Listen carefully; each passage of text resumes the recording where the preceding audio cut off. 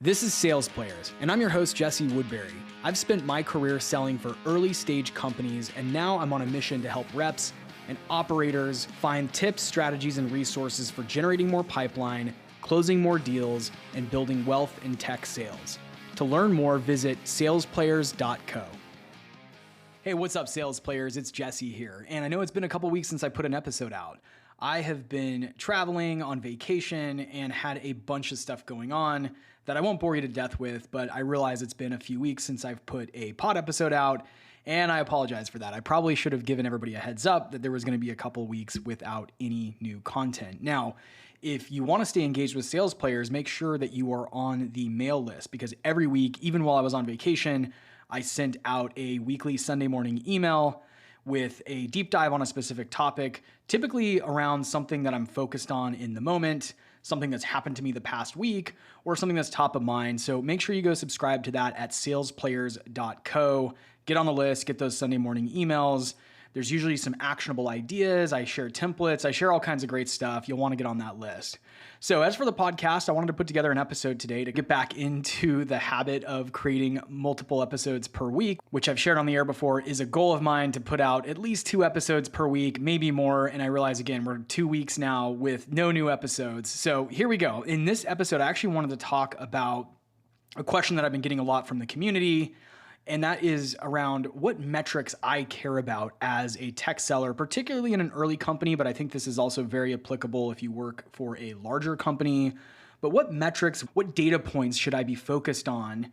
What metrics should I be driving to? And what should I actually care about? Because the reality is there's so many different types of metrics in a technology business.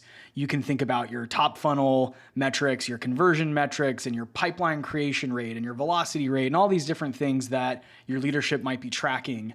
But what as a rep and a seller should you be focused on first and foremost? And so I'm going to go through a list of some things that I focus on to make sure that I'm running a healthy business, that I'm building enough pipeline, that I'm moving enough pipeline, and that I'm thinking out quarter and beyond. And so I'll get into that here today, but this is meant to be a helpful guide for you to manage your book of business and manage your operations as a tech seller. So let's get into it. The first and foremost, the most important metric that you need to think about as a seller is revenue. Pretty obvious, but it's surprising that I hear a lot of times reps reach out and they say, I need to be thinking about my conversion rates in the funnel and this and that. And I always say, let's step back and let's focus on revenue. Why focus on revenue? Well, it's the most important metric. It's how you keep your job in tech sales. It's how you feed your family. It's how you get paid commissions. You've got to have deals closing and revenue generating. That is the role. Maybe you're out there listening as an SDR and you're like, wait, revenue is not directly tied to my performance. However, I will say if you're an SDR, having revenue attributed to your meetings and your opportunities is huge. So it's definitely something to still be keeping an eye on, even if you're a little bit disconnected from the closing process. So revenue, how do you track it? How do I look at mine? Pretty straightforward here, folks. If you've got a CRM system, you probably know how many deals you have closed or haven't closed, and you probably know what deals you have that are in the later stages of the pipeline. I am very particular about trying to be as accurate as possible when I do my forecasting. I tend to forecast pretty conservatively. I don't like to put big numbers out there, even if I know it's a larger scale deal. Sometimes I'll cut that deal in half and put that in not in the forecast, but I'll put that into the pipeline until I know more specifics around what the deal value is. I always try to stay up to date on the close dates. That's a really important metric because that comes down to forecasting in your business. And forecasting is very, very important, not just as a seller, but when you look up in the chain of your business, you've got founders and leaders that have to report to your board of directors, and they want to have the most accurate forecasting data possible. So it's really important, and I've heard it said from leaders of mine that a signature of your work as a seller is your ability to go in and have good pipeline hygiene, keep your deals up to date, keep next steps notes in there. That's the other thing that I track on my deals is what's the next step in the deal, because leaders can go through and look at all my deals in a list and say, okay, it looks like he's still talking to this one. The next meeting is in 2 weeks. And that's the topic of the meeting is going to be custom demo or pricing conversation. So that is kind of how I start to think about tracking deals, ops in the late stages, and then ultimately tracking my revenue delivered. Pretty straightforward, guys. It's not too complicated, and you're probably already doing this. but I think it was worth saying that is the most important metric that you need to really look at if you work in a sales role. The next one I have here is pipeline creation. So this can get kind of nuanced because I know there's usually a lot of sources for pipeline. Sometimes that's inbound, sometimes it's partner opportunities, there's outbound opportunities, there's meetings that get set from trade shows, there's meetings that come in from a download of some piece of content on your website. Lots of ways to track that. But the way that I do that is really in the form of meetings. Meetings are going to be your leading indicator that you're on the right track. If you're not having meetings right now, that's a problem, and that is a leading indicator that you're probably not going to hit your quarterly or annual sales targets. Meetings are super important because if you're not meeting with customers, how are you selling to them? How are you moving them through the milestones that they need to accomplish in order to procure your product? And so I do track how many meetings I have per week. I actually color on my calendar my meetings that are customer facing or prospect facing in green. That way I can look at my calendar every single week and know how many green calendar hashes I have. And that gives me a signal for how many meetings I need to prepare for the week. And week over week, I can kind of look back and see all of the different green calendar invites. And I know that those were prospect or customer facing meetings. So if you're having a problem right now getting meetings or you're not having enough meetings in the week, that's a problem. There's a lot of different fixes for that I won't get into in this episode, but happy to do a future episode on how to get more meetings. There's a lot of different ways. Part of it is focusing on what you can control. In some cases, meetings are hard to come by if you're not doing outbound activities. Maybe your team is not doing enough marketing efforts. There's a lot of reasons that you might not be getting enough meetings, but if you aren't getting enough meetings, just know that that is a leading indicator that you are in trouble and it's something worth fixing. So the next one I put down here was my activity, my prospecting activity. That's phone calls, emails going outbound, email follow-ups to an inbound, LinkedIn emails. I track that in HubSpot, which is the CRM system that I use right now. Previously, I've used Salesforce. I've pretty much used every CRM system in the market for sales.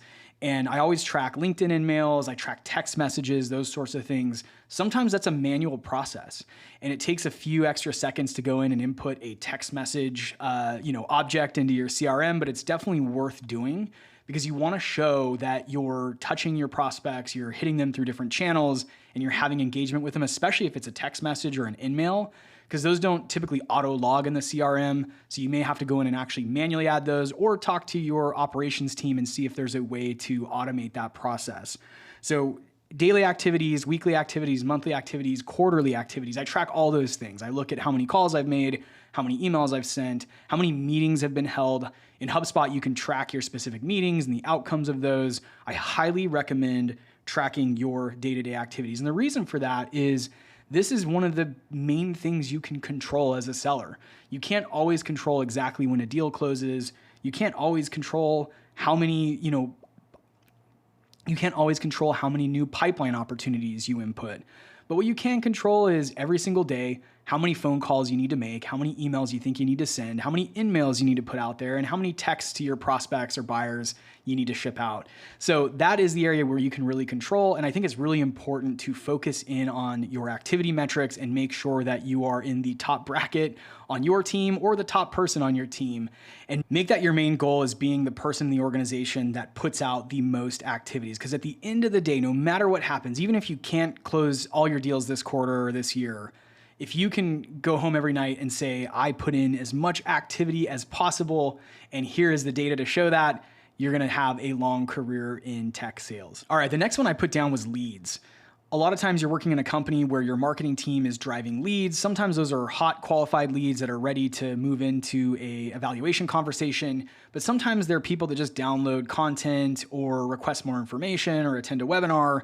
I do try to do the best as possible. This one's a little bit harder to do at scale, especially if you're an enterprise account executive or someone who's also managing active, complex deal cycles.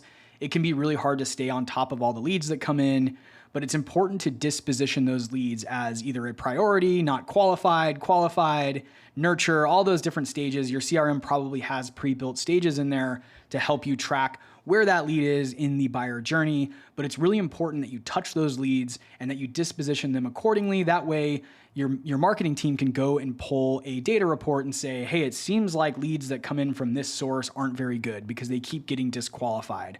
Whereas it seems that leads coming in from this other source are really great because they turn into meetings, which then turn into pipeline opportunities and ultimately turn into closed deals.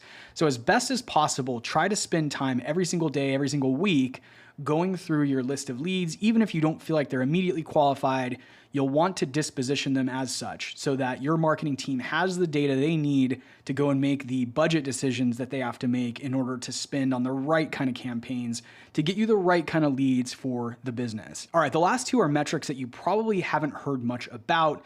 These are metrics that your leadership team is paying attention to. But I've found that as I've gotten aligned around these metrics with my leadership team, it's actually helped me be more predictable in my business, forecast better, and ultimately build more pipeline and hit targets a lot better. So let's get into those. Rolling pipeline. Rolling pipeline is when you're working on deals and you've got a prospect that's maybe not quite ready to buy yet. They've gone through some level of evaluation of your product. Maybe they've gone through some demos. Maybe they know pricing.